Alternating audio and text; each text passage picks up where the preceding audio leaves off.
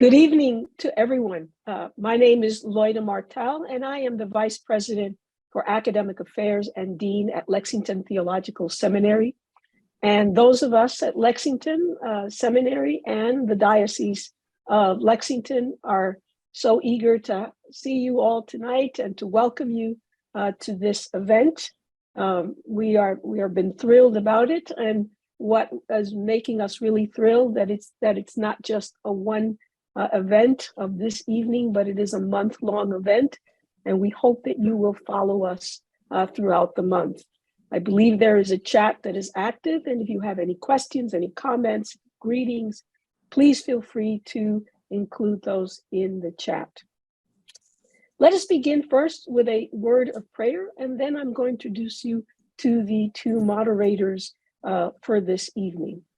And rather than I actually say a prayer, what I would like to do is to sort of lead you in a prayer. And I'll begin by reading a very short verse from Psalm 19 that says, "The heavens are telling the glory of God." And I really like the Spanish version of that, because the Spanish version says, "The heavens are singing to the glory of God," right? So we can see all of the heavens and all of creation singing hymns to the God. The heavens are singing the glory of God, and the firmament proclaims God's handiwork. Day to day pours forth speech, and night to night declares knowledge.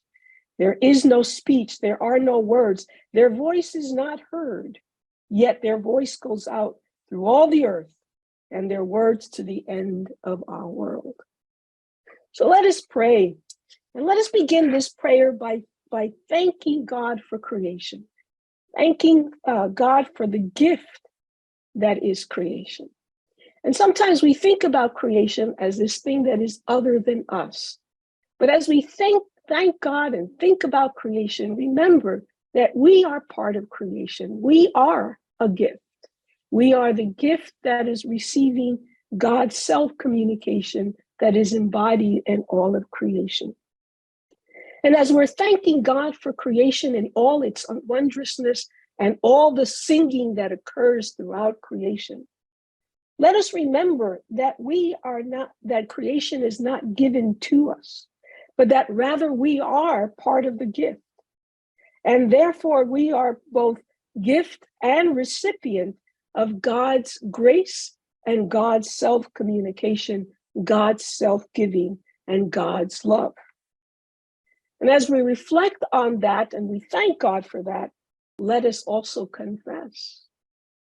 Let us confess that we have treated creation as our very own possession and property instead of as a gift, and that we have exhibited the sin of privilege and power as we have poisoned the waters, destroyed the plant life and animal life, and polluted the air, and poisoned everything to the point that we have had now plastic in our bloodstream competing with red blood cells. And it is as we give thanks to God, and as we reflect, and as we confess, that we close off by thinking deeply and asking the Spirit, in this spirit of thanks and spirit of gratitude and spirit of reflection, that this spirit lasts throughout all of the month. And during that time, we continuously ask God, "What must I do, O Lord? Here I am. What must I do?" And so we pray in this spirit of thankfulness, of reflection, and of confession, in the name of God the Parent, God the Son, and God the Spirit. Amen. And this evening, it is my pleasure to introduce to you our two moderators, Reverend Dr. Leah Shade, who is chair of the LTS Green Task Force and the Associate Professor of Preaching and Worship, and Ms. Vicki Wenz, who is chair of the Laudato Si Commission of the Diocese of Lexington and Pastoral Associate of St. Patrick Church in Mount Sterling, Kentucky.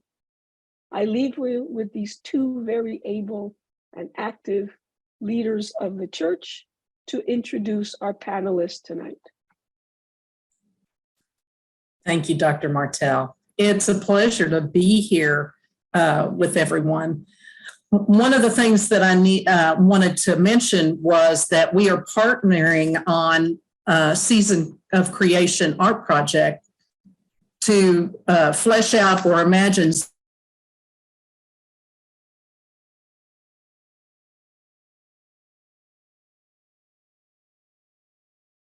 Hey, Vicki, you are muted.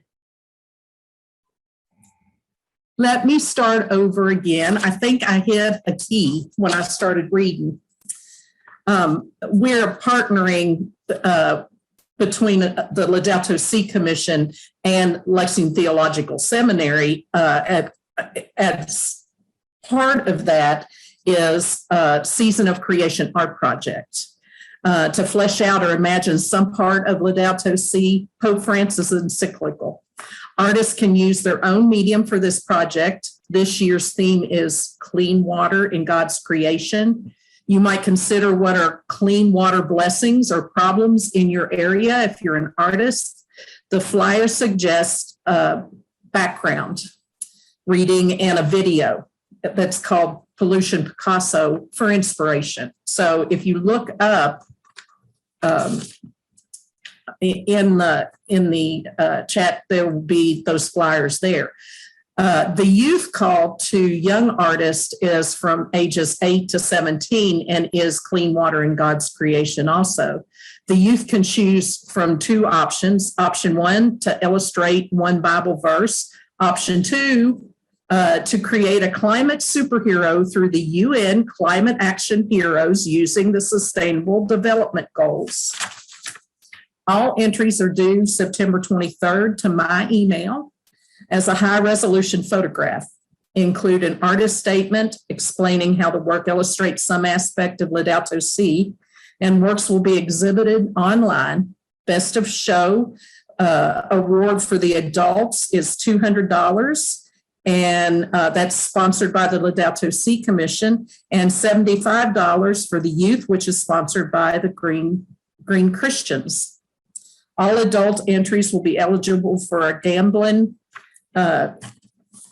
limited edition oil paint, Reclaimed Earth, talked about in the video on the flyer. All youth entries will be eligible for $75 in art supplies. Now, I wanted to mention the UN Climate Sustainable Development Goals because our first panelist is Father Robert DeWicki, who is a friar of the Augustinian order, and Martin Luther was an Augustinian. He has a master's degree in missiology from Catholic Theological Union in Chicago, and a PhD in theology and spirituality at St. Paul University in Ottawa, Canada. His specialization is in the philosophical thought of Bernard Lonergan. Father DeWicki worked as a missioner and taught theology in Peru, South America, as a bilingual adult Christian formation school in El Paso. Sorry, I skipped the line. South America, as well as in Hispanic ministry in Chicago for many years. He continued as director of the Tepeyac Institute, a bilingual adult Christian formation school in El Paso, Texas. Most recently, Father DeWicki was the permanent representative of the Augustinian order at the United Nations in New York. He now lives in Berea, Kentucky, and researches the environmental thought of Pope Francis, especially in his documents Laudato Si and the sequel Fratelli Tutti. He also serves as a member of the Laudato Si Commission of the Catholic Diocese of Lexington, Kentucky. Welcome, Father Bob.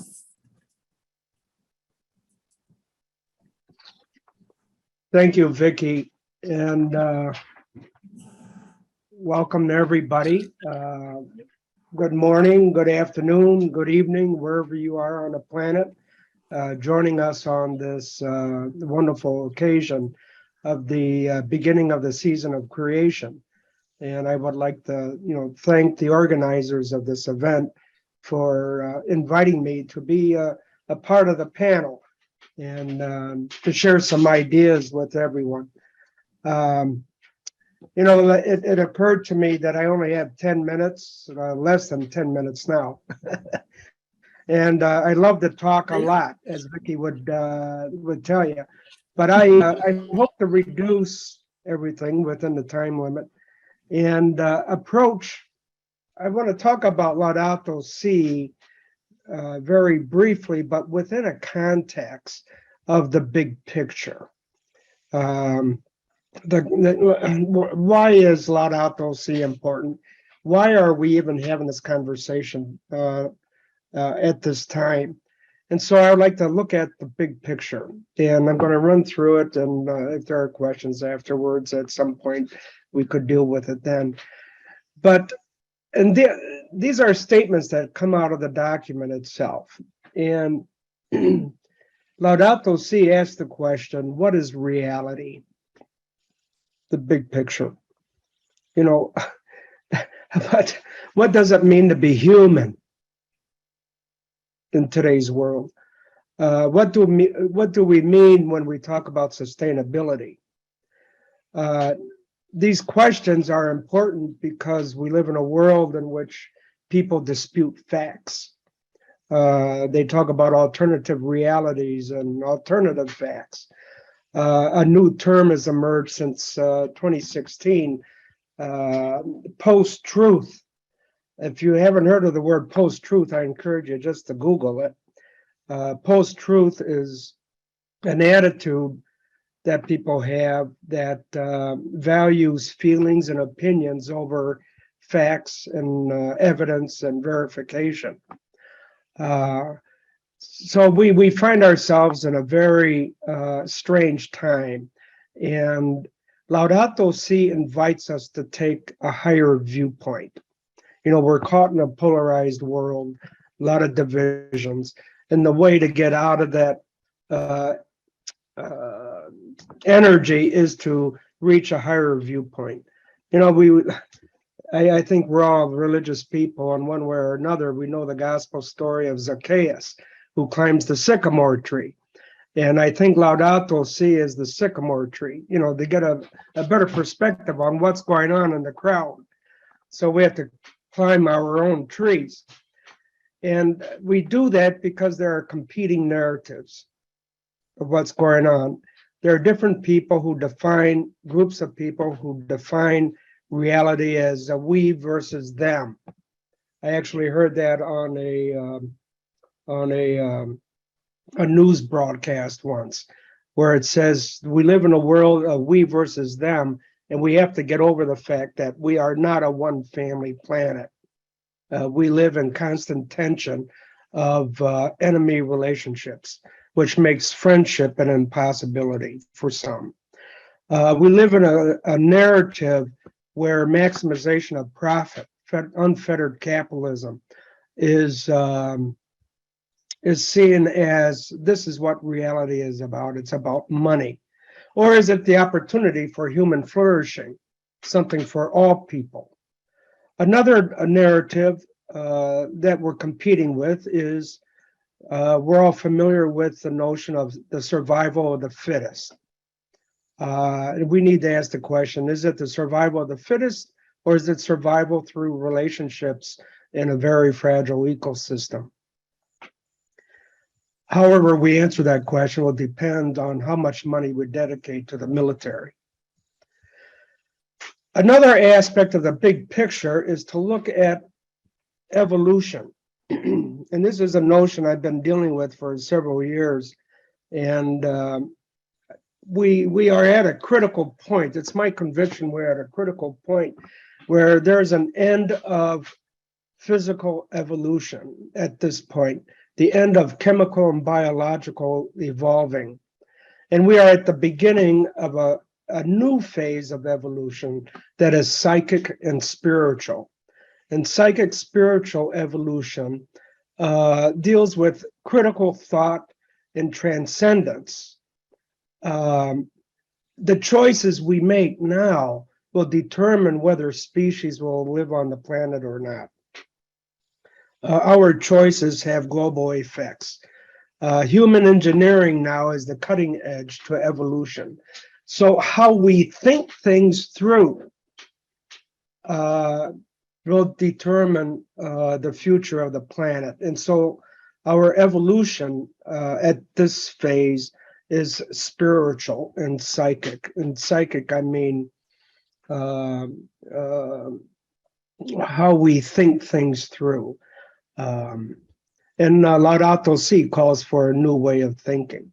And that's why I have a particular interest in Bernard Lonergan, because he highlights that particular area of critical thinking that is appropriate for all groups of people, and especially professions, different professions. This new evolution will require a collaboration of all religious groups and indigenous traditions. In a way, it's the eco-conversion will be tapping into the universal truths of these traditions. For instance, respect, integrity, and dignity. This leads us towards a wider conversation that goes beyond the bounds of a dialogue or a conversation about Christianity or even about God. The new focus, based on universal truths of these traditions, I see will be on rights, human rights, ecological rights, all of these which presuppose a foundation of universal truths of dignity and respect. A new way of critical thinking, understanding reality, especially global reality, is in order to move towards this new way, we have to understand some basic elements that we take for granted. For instance, economics and politics. What are the authentic roles of politics and economics? Who wags who? Does economics wag the political dog, or does politics wag the economic dog? What are the authentic roles? We need them because they are structures, they are delivering systems to meet vital values in which a human society can thrive. In other words, where it needs food, water, education. An example of a collapse of these dimensions is Jackson, Mississippi, which we're all familiar with. And so I invite that we take another look at and help others understand what is the authentic role of politics, which is very important. And this is what we need in order to change culture, is how do we do this together? So why Laudato Si? Laudato Si is a response to a global crisis that raises these questions, it points to a new direction, and it wants a conversation. Laudato Si, according to Jeffrey Sachs, the economist from Columbia University, says that this text can be used in theology, philosophy, science, chemistry, biology, economics, sociology, and political science. The UN is an obligatory reference point identified in Fratelli Tutti in order to move forward. We have the infrastructures. All we have to do is develop an imagination of using these structures in a creative way. And so, as Thich Nhat Hanh says, the earth is us. Pope Francis says everything is connected. From coral reefs to democracy, from plankton to the planet. The question is, how do we want to live together? Do we believe in the concept of the one family planet, or is it the survival of the fittest? We need a new relationship as a species with other species and the chemicals of matter.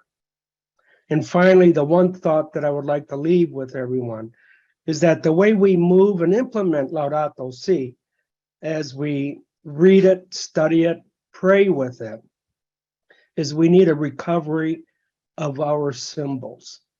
the symbols from our traditions, the symbols of ritual that define us in a way that takes us into transcendence and a higher viewpoint, to which Laudato Si invites us into a deeper conversation. Thank you. Thank you, Father DeWicki, and especially as someone who teaches worship and preaching, I especially appreciated that last part about symbol and ritual, helping us to transcend, but also experiencing the immanence of God through creation. That was beautiful. Thank you so much. Before we get to our next speaker, I want to let everyone know that there is going to be an opportunity for a discussion of Laudato Si. We are inviting everyone to read or listen to Laudato Si during this season of creation. And on September 21st, we're going to have opportunities for people to engage in small group discussions that we're going to be hosting through Lexington Theological Seminary. I'm putting the Zoom link into the chat here, and I'll also be putting in some links for you to read Laudato Si or listen to it. It's available for free through your public library and through the LTS library for our students. And I'll also be putting in some discussion guides. If you're not able to join us on the 21st, you can also find friends, neighbors, a church group to read it together and to discuss it so that we can all be doing this together and helping us think about how we can live as one family with creation, as Father DeWicki so beautifully put it. Now I want to introduce you to Dr. Teresa Ugar, who is a Peruvian American scholar in religion. And her scholarly focus is on women, ecology, and climate change on a global level. She currently teaches at California State University, Los Angeles, in the Chicano Latino Studies Department. She is a graduate of Harvard University with a master's degree in feminist theology and has a PhD from Claremont Graduate University in the field of women's studies in religion. Her areas of specialization are gender and colonial Latin American history, ecofeminist theories and praxis, and transnational ecofeminist movements. She is the chief editor for the book Valuing Lives, Healing Earth, Religion, Gender, and Life on Earth, that was just published last year by Peters Publishers in Leuven, Belgium, and I'll put a link to that into the chat in a moment. Dr. Ugar, thank you so much for joining us, and we look forward to hearing from you now. Well, I want to thank you for inviting me to speak.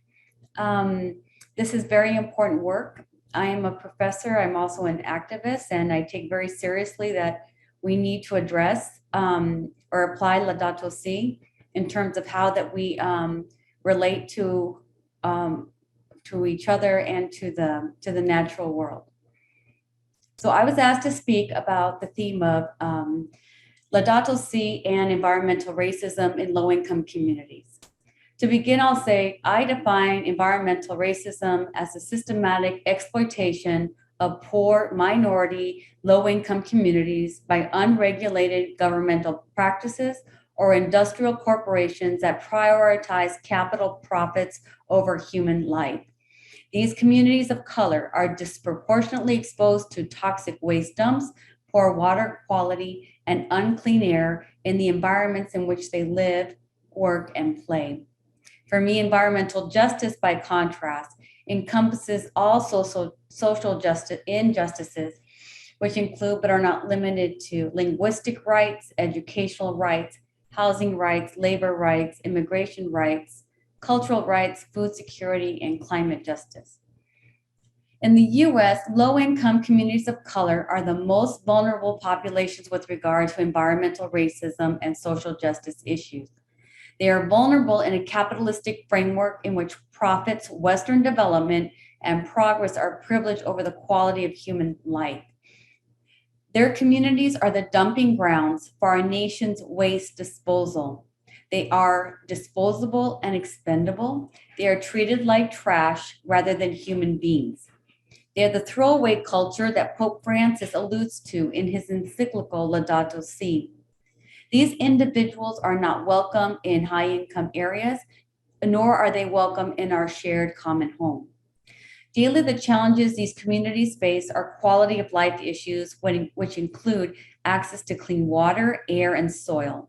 Robert Bullard, the father of the U.S. environmental justice movement, comments that not only are low-income minority communities segregated by ethnicity, income, and zip code, but also by pollution.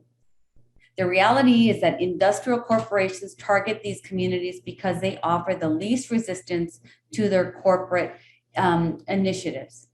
In a research study, the Sorrell Report, sponsored by the California Waste Management Board, it says, communities that would offer the least resistance to such incinerators are rural communities, poor communities, communities with low education levels, those that are highly Catholic, those with fewer than 25,000 residents, communities that are employed in resource extractive jobs like mining, timber, or agriculture.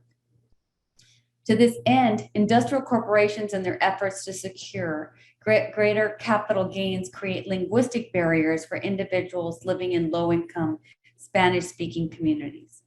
They fail to translate documents from English to Spanish. They lack transparency, and they're very good at averting legal loopholes that benefit themselves financially.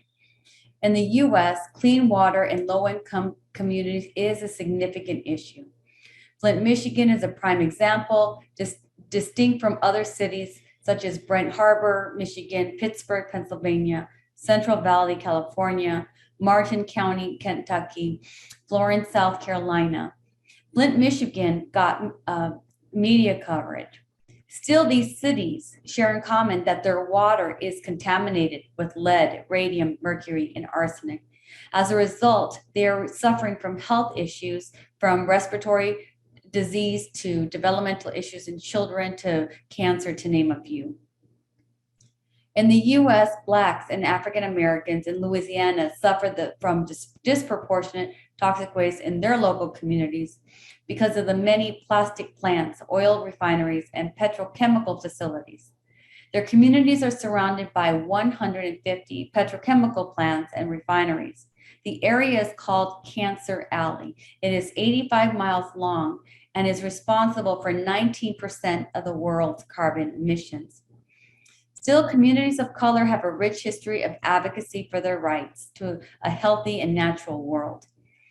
Residents of Cancer Alley mobilize their communities by protesting, engaging in direct action, lobbying legislators, and organizing.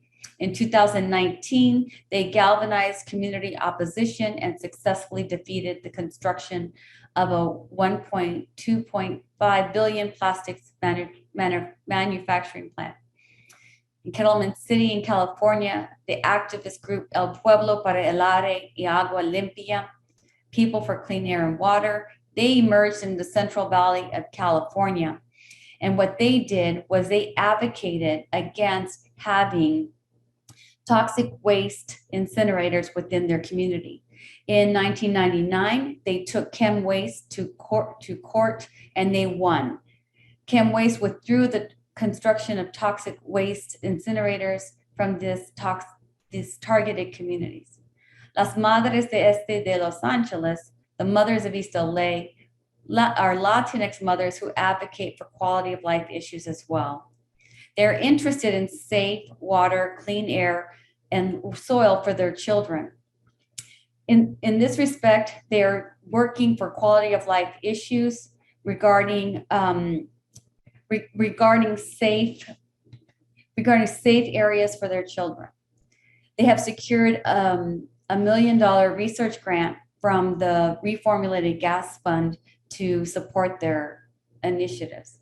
So in my life, these individuals and movements give me hope. In Laudato Si, Pope Francis privileges quality of life issues for the vulnerable, the poor, as well as the fragility of the planet. Like St. Francis, Pope Francis is the patron of the vulnerable. He criticizes Western conceptions of freedom, progress, capital development, and globalization, which have commodified Mother Earth, leaving poor individuals vulnerable to unclean water, air, and soil. In contrast to a Western framework, Pope Francis conveys a Catholic mindset which emphasizes interrelatedness, openness, consciousness raising, and the primacy of encountering the other. Moreover, his integral ecology reclaims the creative and divine nature of humans and nature. Laudato Si advocates for low-income minority communities who are experiencing the devastating effects of environmental racism. The face of this vision is embodied in Catholic social groups such as the Catholic Worker Movement, Pax Christi National, Future Church, Women Church, the Women's Ordination Conference, and Dignity, among other groups who are engaging in the important work of social and environmental justice. The significant work for myself, I believe, is within parish communities, which are generally not informed about these environmental issues. Today, Pope Francis is changing the face of the Catholic Church because he envisions a universal world where all individuals are part of a universal global community. He invites Catholics and individuals of goodwill to recognize creation as a divine entity, not as material matter to be exploited for profit. Published in 2015, Laudato Si was a call to awareness on climate-related issues. It gives a systematic assessment of the vulnerability of individuals and community. It is an effective text as it explains well the positive and negative effects of Western progress, capitalism, and technology on the relationships between humans and natures. Pastoral leaders need to take away for themselves and apply the principles within Laudato Si within their parish communities. Sadly, today we are beyond this prophetic call. Climate-related disasters are endless now on a global level. For me, the unique role of the church now is to provide physical, emotional, spiritual, and mental support for individuals and communities whose lives and livelihoods have been devastated by climate-related disasters, including individuals in Kentucky, Jackson, Mississippi, Dallas, Texas, and more. As a woman in the Catholic Church, I am inspired by Pope Francis, not only because he is an advocate for the most vulnerable populations, but also because he is feminist in his democratic vision, reflected in the 2021-2023 synodal process, and ecofeminist in his emphasis on an integral ecology, where the world is a universal global family, and for this, he gives me hope.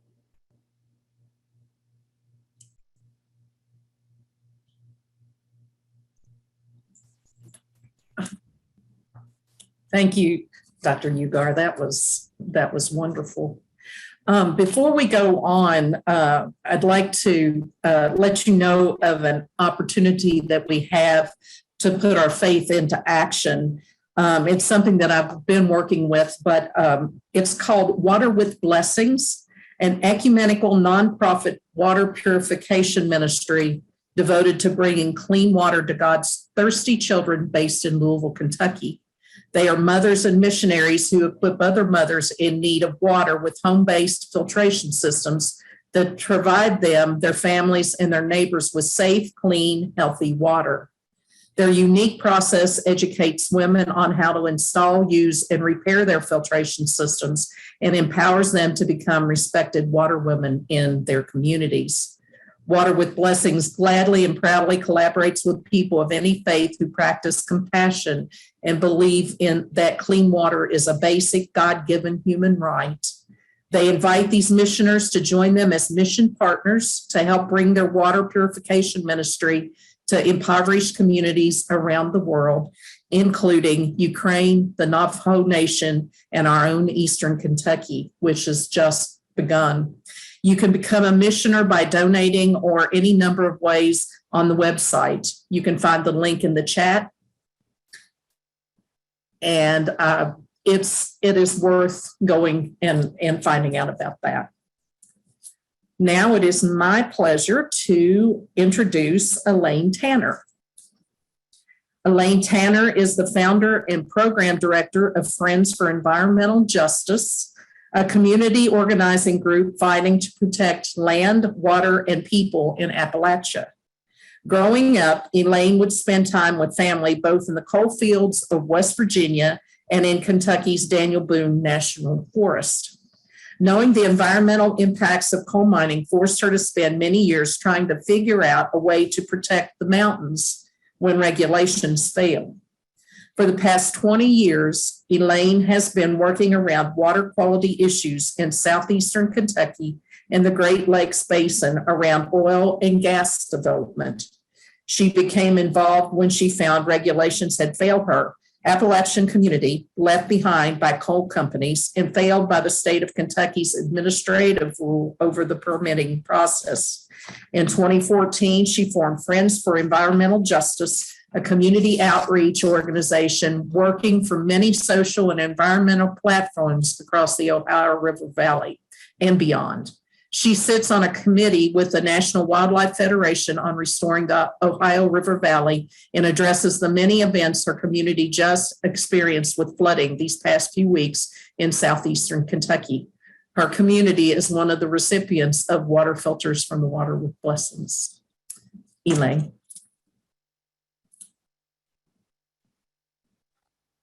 I'm panicking. I've been on the road all day organizing an event for this weekend and my phone's going down. So I'm trying to reconnect here. Vicki, if you could possibly email me that Zoom link, I'm going to have to tie in on my computer, which I have plenty of charge. In the meantime, I will start, and if I will reconnect. So that's all I will need to do.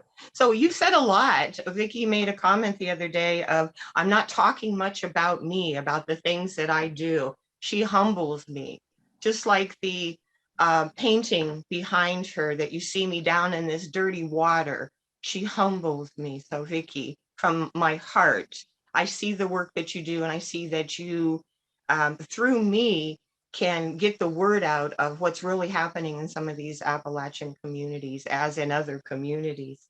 I have, as I mentioned, had family from Appalachia.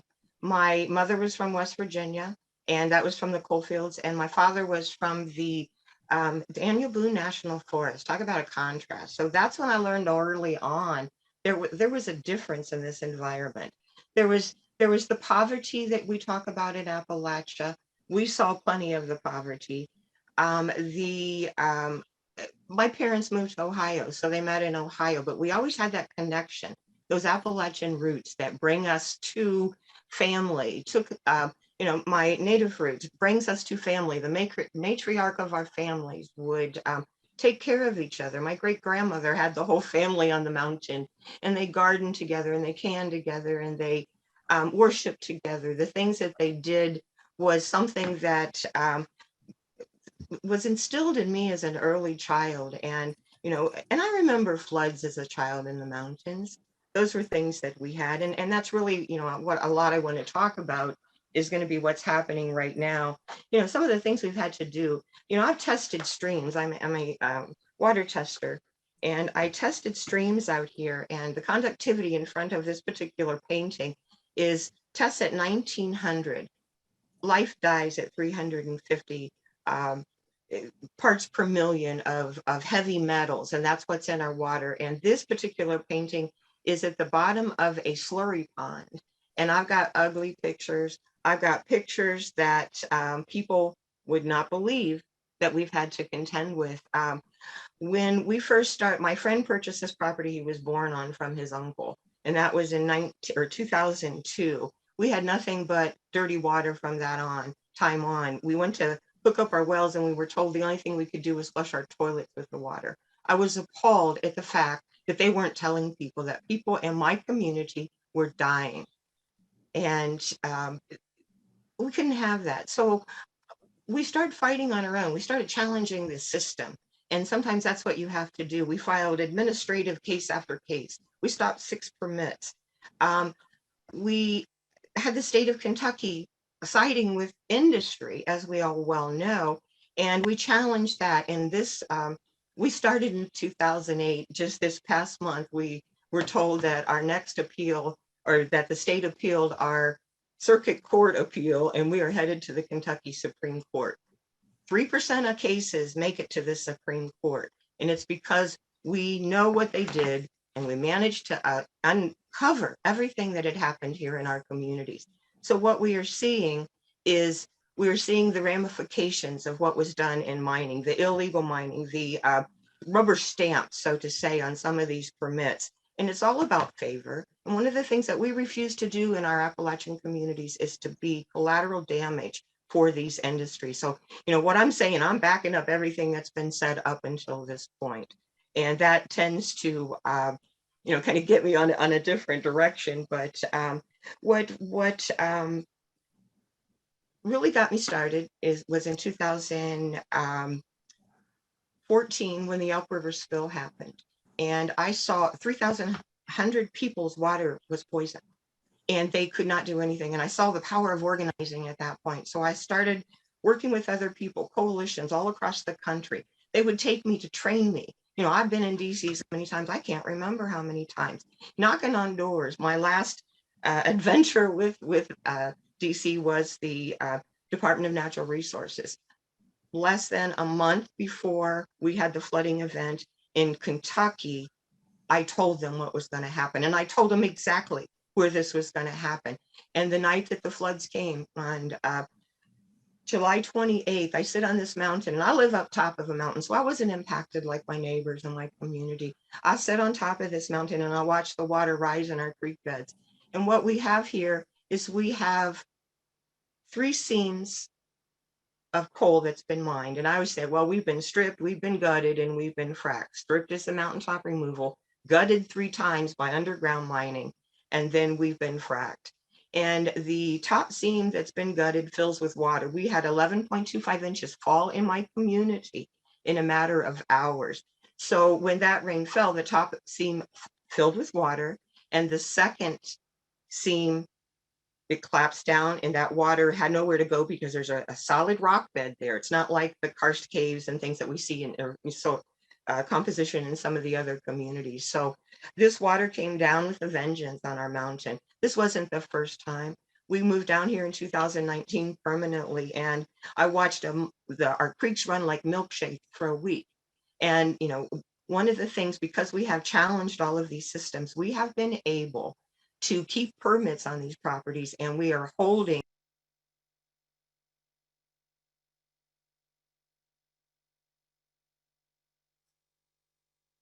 Elaine, you have accidentally muted yourself. Sorry.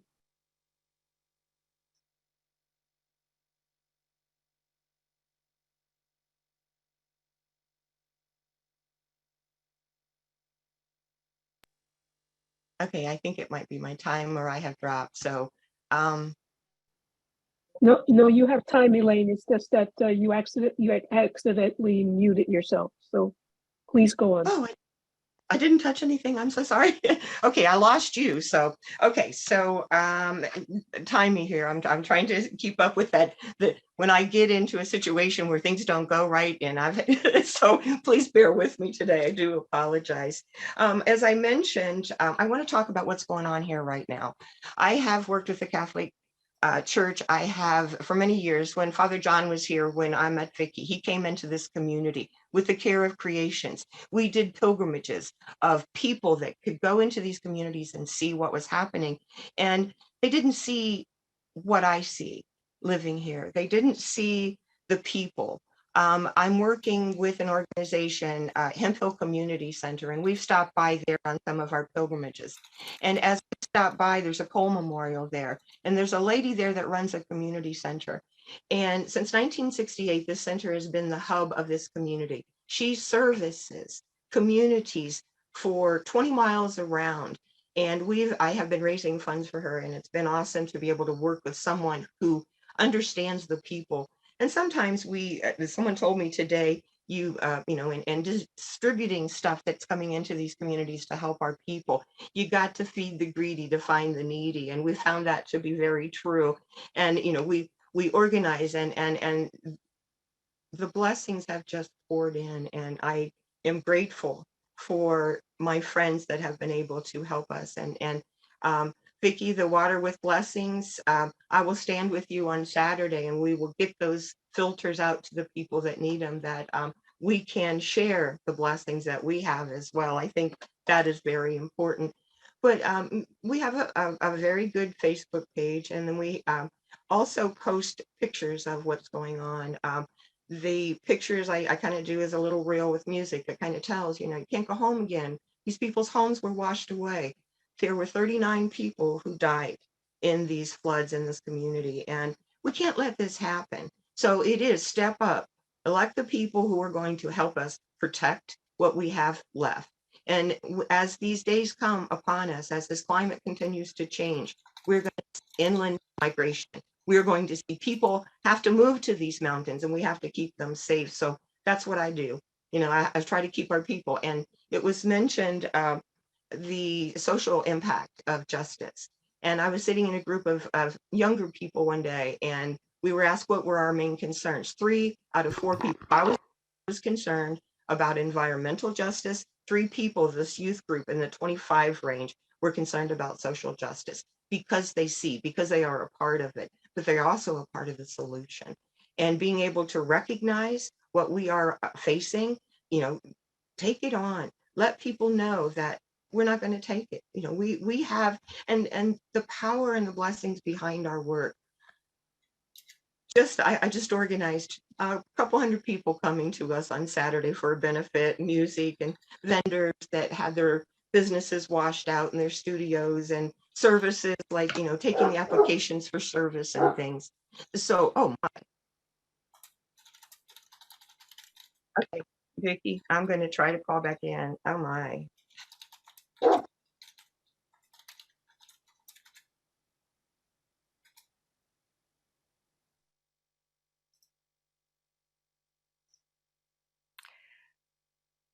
Well, I think while we're waiting for Elaine to come back with us, we will let's take we were actually we're getting close to our break time anyway.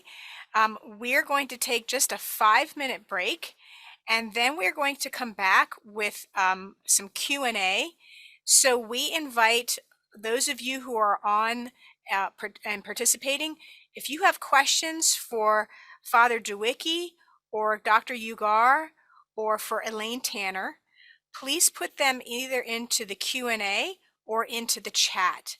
And both Vicki and I also have some questions to get us started, but we will take a 5-minute break, and we'll see you back here very shortly.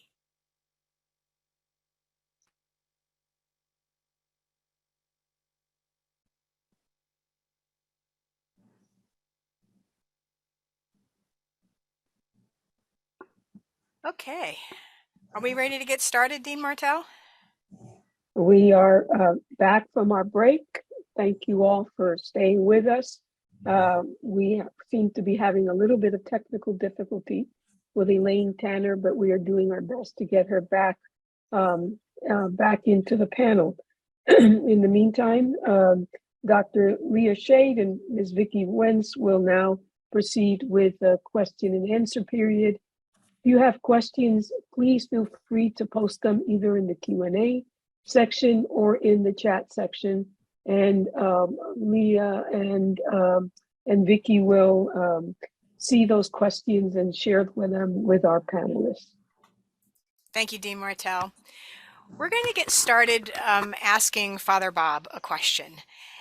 Father Bob, we just heard from Elaine the devastation about the flooding in eastern Kentucky, and I'm wondering if you can think a little bit with us about the ramifications of this particular environmental disaster, and how Laudato Si can speak to local environmental crises such as this one. And if you want to unmute. I always do that. Me too. Thank you, Leah, for that question. It's a very good question, and it really gets to the heart of the matter on several levels. One is as we, how can I say it? There's a complexity to these issues. There's never, as we know, a simple answer. Just say, well, let's just end coal mining and logging, for instance, and everything will be better. It won't be better because the people in the rural areas, their lives are wrapped up in a lot of this industry. And, as was mentioned before about family bonds, there's a tightness there of defending the industry, but at the same time preoccupied about the environment. And it's easy for people living in the big cities to come up with environmental policies for those living in a rural area. And that in itself can be sort of an injustice if the process is not looked at carefully.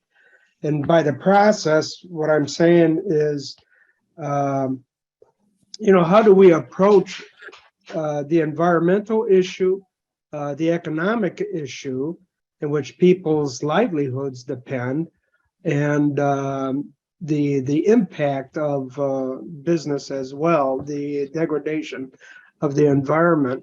What Laudato Si says a few things, and there are opinion writers who say the same thing about the causes of these floods. And it's been mentioned before, but it's worth our while to say it again because it is identified in Laudato Si, and that's what makes it an interesting economics as well as a political document. And it's also important to remember Pope Francis is a chemist, so he's also a scientist as a religious leader. But I've come across 4 different things that in Laudato Si that identifies the problematic with this question, not with the question, but what's behind the question. One is unfettered capitalism. I think we dance around that issue a lot. We, by environmentalists, advocates, policymakers. It's sort of a taboo subject, but we need to name the devil where it is, and it's maximization of profit. If I could sell my grandmother to make a buck, I'm going to do it. That's the mentality that's there. It raises questions about, a healthy capitalism, if there is such a thing. But nevertheless, I'm talking about radical capitalism, the extraction businesses, government indifference, and just plain inaction. All issues identified already by the previous speakers, and it's also in Laudato Si. The thing that I glean out of Laudato Si is when the Pope talks about the cry of the earth and the cry of the poor, what he's calling for is an involvement with the people, with all the people, that there be a wide conversation with everyone involved, those in the urban areas, rural areas. We need to come about a new infrastructure of a conversation. There's a medieval saying that I think is pertinent, and Dr. Ugar referred to it in the synod process, that underlying that is a medieval statement that what pertains to everybody must be discussed by everybody. And I think for far too long, my understanding is the people in Appalachia who live in Appalachia have not been an integral part in the conversation. And it's a question of not thinking what can we do for the people in Appalachia, but how do we work with the people in Appalachia?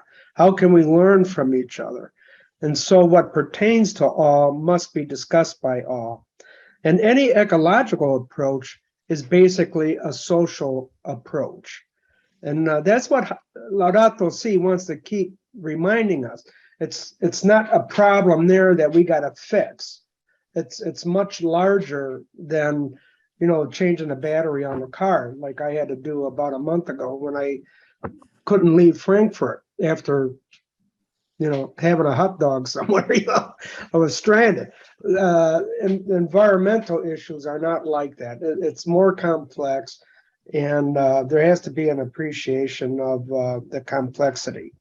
So that's one remark that I want to make in response to that question, is to be mindful that it's not about doing things for people, but with people. How do we involve everyone? What kind of structures, infrastructures of encounter can be created?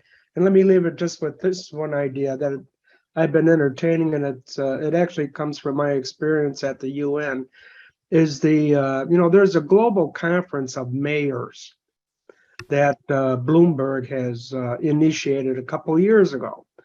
And I think the role of the mayor in a town is underestimated. I think.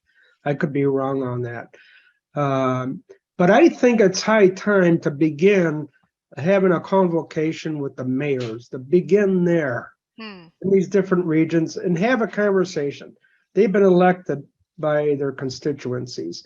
And from there, ignite a process of a conversation that gets down to the local grassroots communities.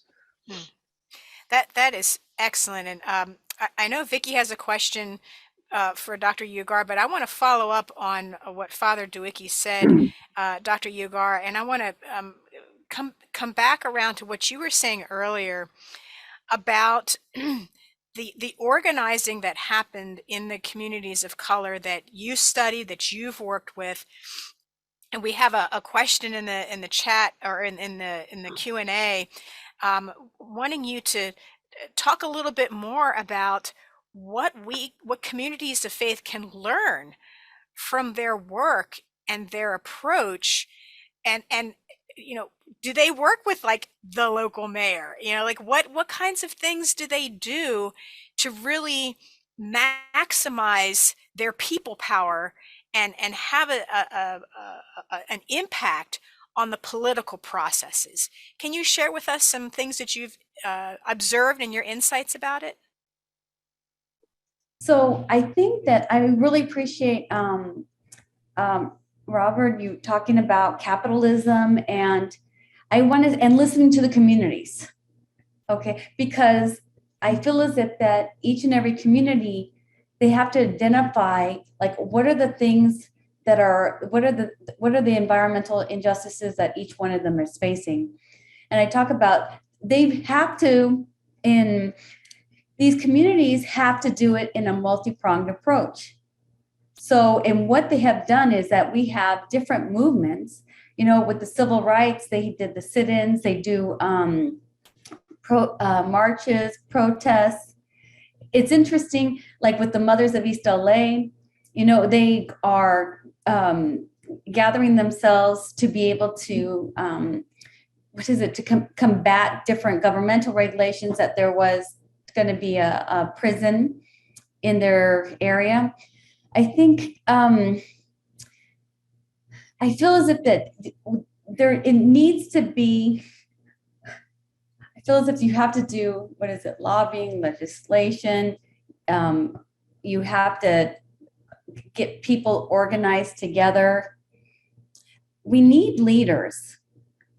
We need leaders to be able to stand up and to organize the people, but it's community by community, and they have to discern like what are the needs that they have to, or what ways that we can like approach those.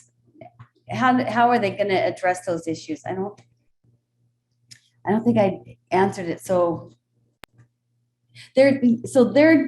these communities, they're organizing, they're writing letters, there's attending meetings for their city councils, signatures. They're doing a lot of different things. And I'm realizing what's really important is that they have a voice, like you were saying, Robert, that they have, that they're listened to. And the reality is that especially in Los Angeles, the predominantly languages is Spanish speaking, and they're not also involved in that process, or they're not valued enough to be able to have a voice in that process. So they're doing the work. Excellent. I know Vicki has a question for you, and then we'll address some more that are in the chat as well. Dr. Ugar, in what ways can students look to Laudato Si in their own circumstances and for shaping their leadership in addressing the problems of this damaged planet they are inheriting? So this is something that I'm really glad that you asked this question, and it really is pertinent to me as an educator. I'm in a secular school, but the way that I think about things is from a Catholic perspective. But I was thinking in terms of Laudato Si, you know, the emphasis on the common home. What I try to do in the classroom is try to begin, I work with helping the students look at their homes, like look at their environments, okay? So that they can say, you know, what are the disproportionate toxins in our environment? What are affecting our air, our health? Because with them having that heightened awareness, then I could try to move them so it's from the personal to the political. Then I can say to them, okay, look at these other case studies, you know, across the nation. And for me in the classroom, it's been very easy, sadly, that every single day, multiple things are happening in terms of the environmental crisis. So something that's really important to me too is that how can we sensitize individuals? How can I sensitize my students to have compassion for individuals that they don't even know? Yeah. So I kind of try to tap into their own, you know, how would you feel, you know, if your houses were flooded? How would you feel if you found out that these industrial petrochemical plants were causing cancer in your communities? So then it's, if I can bring up the awareness of it, and then also, you know, help them understand what is their relationship, or how do they understand their relationship to the natural world.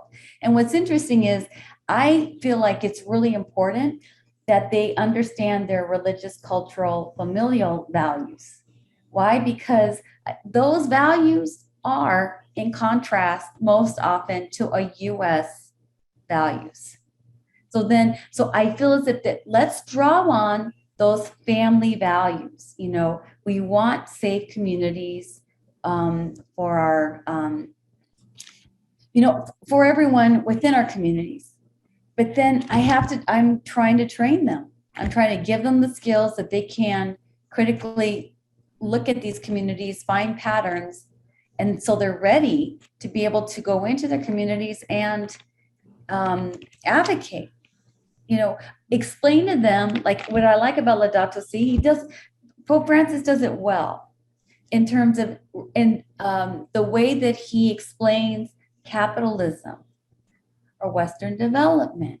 You know, it's not something that's so difficult, but so they need to understand those concepts and how they are interrelated, and then they'll be prepared.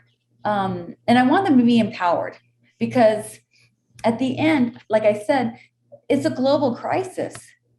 I feel as if it was in 2015, he foreshadowed it, it was prophetic, but at this point, I really feel as if that the church is, the need is for us as pastoral leaders to, how are we going to heal like the individuals, or how are we going to, I feel as if that it's mental, physical, spiritual, emotional. These communities are being broken. So I think compassion, having people relate by experience, their own experiences to other experiences, is a helpful way to figure out, like, this is my home. You know, what about their home? You know, there's something that came up in the class today too. I said, in your homes, for the most part, how do you take care of them? And they're like, yes, you know, they're presentable, you know, they take care of their home. But then I said, well, if the earth is our home, how do we take care of the earth? So that was like broadening and saying, you know, I'm like, the earth has become our trash can. Mm. So it's a Thank- matter of, trying to figure out, and I'm saying it's very difficult within the United States, in the COVID world too. We have Amazon, we had to do all these different things. So I think the final call in Laudato Si is we need to change our lifestyles. So, Yeah. and I thank you so much, Dr. Ugar. That is extremely helpful. And I think Elaine is back with us. Elaine, is that you on the phone?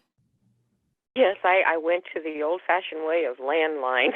Okay, good. So, And yes, so I'm good to go. You can hear us. So I want to ask you something that has come up in two different ways in questions, both in the Q&A and the chat, and um, that there are some people who just want to deny that there's any problem at all.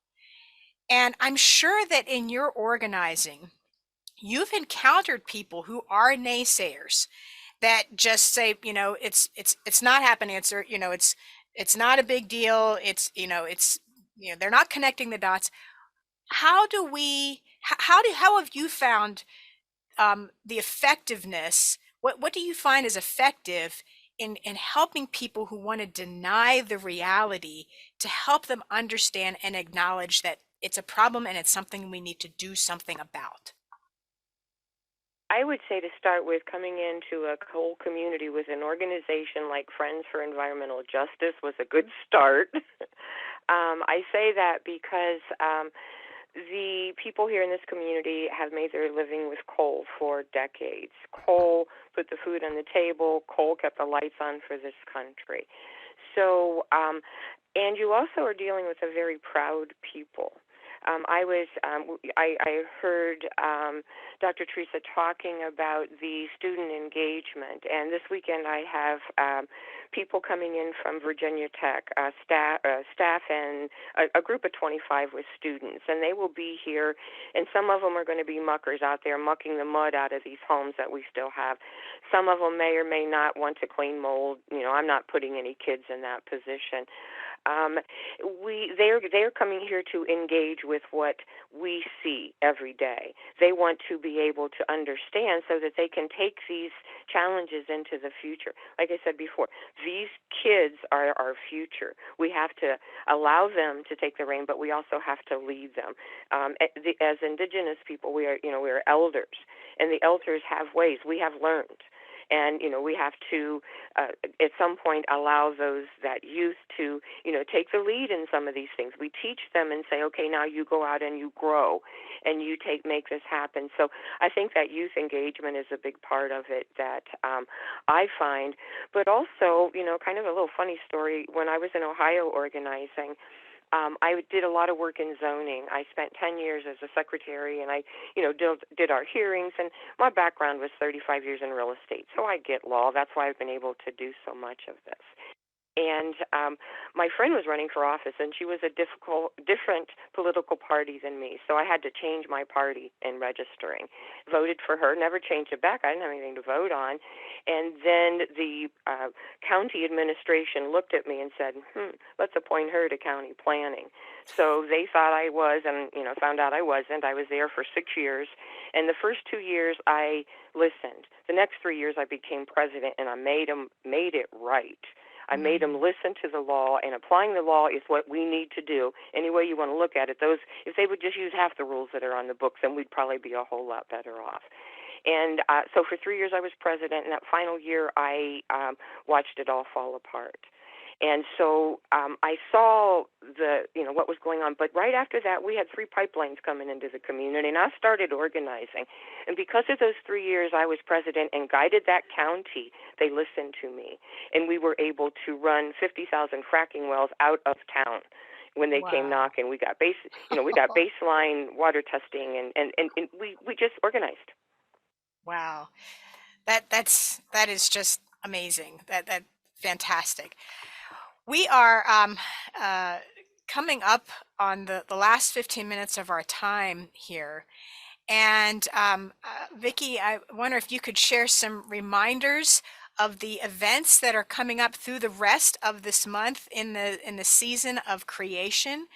And then we'll ask for some response from Dean Martell and some closing remarks as she's been listening and processing through all of this. We probably could have had another 3 hours. Yeah, right? Remember Water with Blessings and make a donation at waterwithblessings.org. Remember, the art contest submissions are due to me by September the 23rd. Cash prizes for both adult and youth winners. Laudato Si discussion group on September the 21st, 12 noon or 7 p.m. And online worship service October the 4th, 7 p.m. featuring artwork from the contest. And thank you all so much. This has been so interesting and so fast. So, Dean Martell, as you've been listening to this, one of the questions that I was wondering if you could maybe respond to, because I know this is something that you think deeply about, is the fact that the human brain sometimes has difficulty thinking about these complex topics and using their critical thinking skills, and we get exhausted by all of the overload. Can you speak to this a little bit in terms of your own pedagogy and what you have found to be effective in helping people think through environmental issues? That's a difficult one, primarily because I'm not a neurologist. So my specialty isn't the human brain. But I think that all of us right now are at a point of exhaustion. I think that in many ways, the pandemic has used up our reserves, our emotional, spiritual, physical, mental reserves. A therapist friend of mine calls it complicated grief or complicated trauma in extraordinary times. So I think the tendency is to not want to think about these things. The tendency is to reduce things to their minimal elements because it's easier for us to handle that than to think about things that are intersectional and complex. I think if anything else, tonight's presentation showed us how complex this is, that it involves economy, and not just economy with a big E, but economy with my budget. How do I eat? How do I work? Where do I work? How do I get there? But it also involves my livelihood and the livelihood of those that live. But it also has to do with my sense of powerlessness. I think that's the other thing I heard tonight, that there are communities that feel powerless. And so they have found ways out of that powerlessness to organize and to move. And they showed that they are not really powerless, right? That when we come together as a community. And I think one of the things that I got out of Father Bob's presentation is that Laudato Si precisely challenges us to stop thinking in terms of individuals and individualism, to stop thinking in terms of this, the divisions that separate us and the polarization, to overcome that and to think about what is it is to live as a community and to do things together. It's always harder to do things together. If anybody's ever led a choir, you know that it is hard to do things together, right? How do you get all these dissonant voices that want to go off in different directions to actually sing together at the same time and in harmony, or at least in the same tune? It is very difficult. So these things take energy, and we're living right now at a time of lack of energy. But that's precisely Laudato Si's challenge to us, right? That this is not a time to be tired, that this is not a time to have what we call in Spanish, manos caídas, fallen hands. This is not that time, that this is a prophetic time. Laudato Si challenges us to be prophetic in our ways, to see beyond the immediate in our own ways, to see a different vision, to perhaps see the world through God's eyes. And that's an amazing call. I remember when I was a child, I was in fourth grade. My father would come in every day and he'd talk about something called Vatican II. And you have to understand, I lived in a Baptist home. My father was a Baptist minister. And he'd come in every day and he'd tell me, this is the new thing that they're discussing in Vatican II. And I was probably too young to understand why he was so excited. But I'd sit there and I'd listen to him and we'd have these conversations about Vatican II. And it wasn't until many, many years later that I understood the depth of these conversations. But what I grew up with was this sense that Vatican II was a prophetic moment, a speaking of the Spirit, that it went beyond just the Catholic Church or just a group of people, that it was really a God speaking to all of the church with capital C, and saying things that were prophetic and inviting us to envision a different world. And so I grew up with that sense of the prophetic in the speaking. And so when I read Laudato Si, I was seized with that same excitement. I was reading something that wasn't just for the Catholic Church or for just the Orthodox Church, that I was reading something that spoke to the whole church, that spoke even beyond the Christian church, that invited anyone who was even thinking about survival in this world to a challenge. It was a prophetic word. It was a moving of the Spirit. And that's how I read it. And so as I heard tonight's challenges, we're talking about social challenges. We're not just talking about the environment. What I heard tonight was that economic challenges, that social ills, that political challenges, all these things impinge on ecological challenges, and that the ecological challenges in turn impinge on all these larger things, that none of these things are separate in of themselves. And when I think about the notion of sin, in a way, that is how sin is understood, right? It's this complex, multi-tentacle thing that permeates and that robs us of life. So we're living at a time in which medical ills and social ills and economic ills and political ills seem to be draining us of life. And of course, all of us, our reaction is, why don't we just sit down and capture our breaths? Because we have absolutely no energy left. But the call of Laudato Si is to say that there is a spirit that is blowing, that there is a Holy Spirit that gives us that breath, that if we do not stand up and rise up and fight for our lives, indeed, we will be left with no breath, because we will have used up the oxygen, literally. So the challenge then is to not go with the tendency of manos caídas. It is to resist the tendency to say, this is too much for me, I'm too tired. That to go against that tendency and to see the world through the eyes of God and to see the prophetic possibilities. Tonight, I heard about the ills, but I also heard the word hope, that we have hope.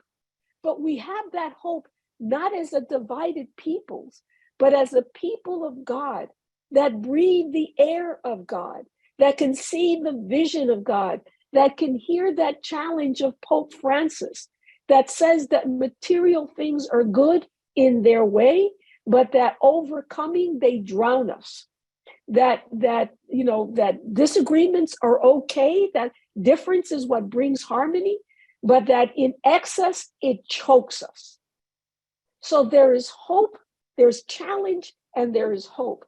And I don't know about you all, but I get energized by these things, because then I sit here and I say, God, I want to see what you're going to do. And I want to partner with you in that. I don't want to be a bystander. I don't want to just sit there with manos caídas. I really do want to be a part of this, because this is an amazing thing that can happen, that we are in a kairos time in which God is moving and asking us to partake, asking us to be part of that chorus that sings the glory of God, whether that be in a marching way or in a community organizing way or in a preaching way, in small ways and in large. Some of us have the financial well-being to do powerful things, and others of us are powerless, but we do things in small ways. Teresa Ugar spoke to us about the small ways that add up. Elaine Tanner showed us the small ways that add up. But Vicky and Father Bob told us of the great ways that we can do this. Laudato Si challenges all of us to think of the greatness of God in the midst of these great challenges. Wow, that's inspiring. You just drew it all together. Thank you. That was great. That was great. Well, we want to thank everyone for being part of this panel discussion. We have been challenged this evening. We have heard from different perspectives. We've heard scholarly, activist, and just really deep thought about how we can engage Laudato Si, and especially during this season of creation, how we can reach out to each other and join together in all of this. I want to remind you all again that our next event is the discussion group, which is going to be on September 21st. You can come in at either 12 noon or 7 o'clock, and there is the Zoom link. It's also available on the website for the season with Laudato Si, which I'm also putting into the chat. All the information that you need for this month is there. The art contest, Water with Blessings, the discussion, and also the link for the worship service that we will have, which will conclude our season of creation on October 4th. I want to thank also my co-host, Vicki Wentz. Vicki, do you want to say a final word to all of us? Do you want to unmute? Maybe if we do this a few more times, we'll all learn how to unmute. Thank you all so much, and especially Leah for partnering with me. We've been working on this for quite a while. And Dr. Martell, what a wonderful wrap up to what Bob and Father Bob and Dr. Ugar and Elaine had to say tonight. And it's a challenge, and I keep being challenged every day to try and figure out where I'm being called. Where is that through Laudato Si? So thank you, and thank everyone for coming. And we will make this recording available. It will be on probably on the website that I put, or webpage that I put up earlier. And I also want to thank Dominique Highfill, who has been our tech specialist for this evening. And thanks again to Father DeWicki, Dr. Ugar, and to Elaine Tanner. Thank you to Dean Martell, Vicki Wentz, to the Lexington Catholic Diocese, and to Lexington Seminary. And thanks to all of you for joining us this evening. May you have a blessed season of creation.